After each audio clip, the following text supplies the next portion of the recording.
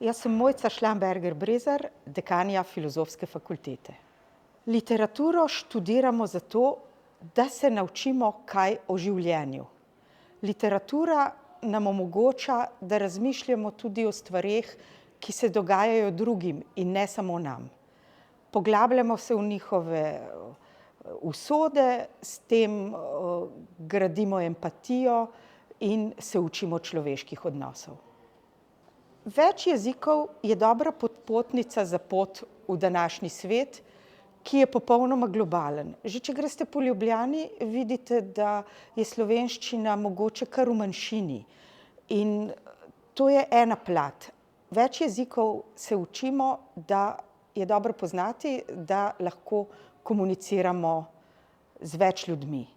Ker več ljudi pomeni več izmenjav, več zgodb, bolj pester vsakdanjik.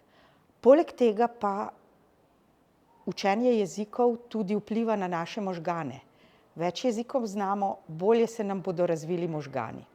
Bojim se, da jih spreminja, ker je zdaj to, kot je Michel Serres rekel v svoji Palčici.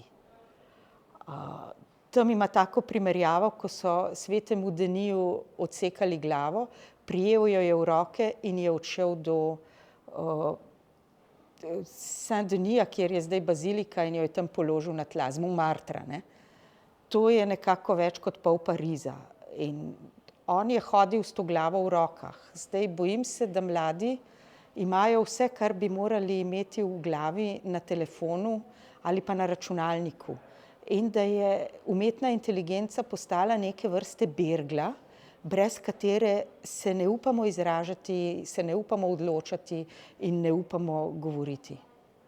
Zame predvsem orodje, nikakor partner. A je to važno? Saj ni važno. Slovenci imamo en pregovor: brez muje se še čevelj ne obuje.